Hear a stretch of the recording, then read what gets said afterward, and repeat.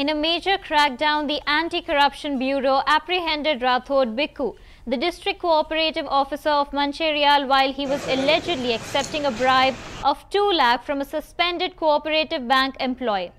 The bribe was part of a larger demand of 7 lakh to facilitate the approval of increased salary benefits during the employee's suspension period. Bikku was caught red-handed at his residence in Iqbal Ahmed Nagar during the first installation of the payment. ACB officials have launched a detailed investigation into the incident, which has sparked concerns over corruption within the cooperative department. ఉదయం 9 గంటలకు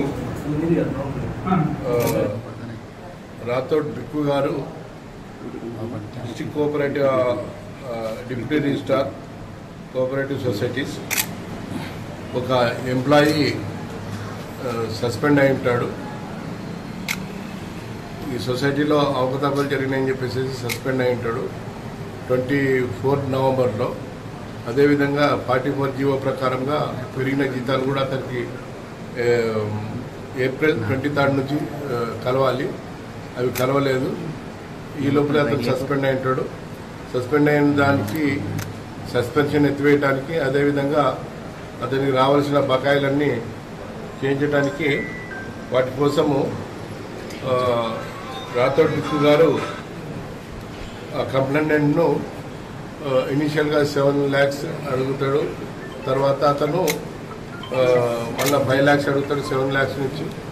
సరే అని ఇన్స్టాల్మెంట్గా అతను ఈరోజు 2 లక్షలు first ఇన్స్టాల్మెంట్గా ఇవ్వడం జరిగింది. తీసుకున్నాడు. అతని దగ్గర నుంచి యాక్సెప్ట్ చేశారు. అతను ఏసీబీకి వచ్చి చెప్పడం వల్ల మేము రాథోడ్ బిక్కు గారిని మేము రెడ్ హ్యాండెడ్గా ఈరోజు పట్టుకోవడం జరిగింది.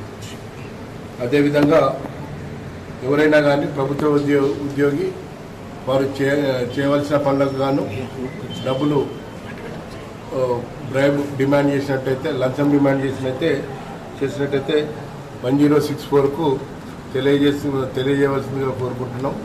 అదేవిధంగా నా నంబర్ అంటే డిఎస్పీ ఏసీబీ ఆదిలాబాద్ గారి నంబరు 9154388963. ఈరోజు ఉదయం 9 గంటలకు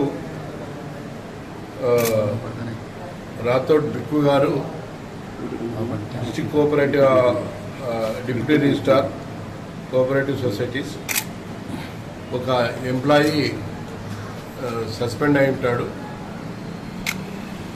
ఈ సొసైటీలో అవకతవకలు జరిగినాయని చెప్పేసి సస్పెండ్ అయి ఉంటాడు 24 నవంబర్లో. అదేవిధంగా 44 జీవో ప్రకారంగా పెరిగిన జీతాలు కూడా అతనికి ఏప్రిల్ 23 నుంచి కలవాలి. అవి కలవలేదు. ఈ లోపల అతను సస్పెండ్ అయి ఉంటాడు. సస్పెండ్ అయిన దానికి సస్పెన్షన్ ఎత్తివేయడానికి, అదేవిధంగా అతనికి రావాల్సిన బకాయిలన్నీ చేయించడానికి వాటి కోసము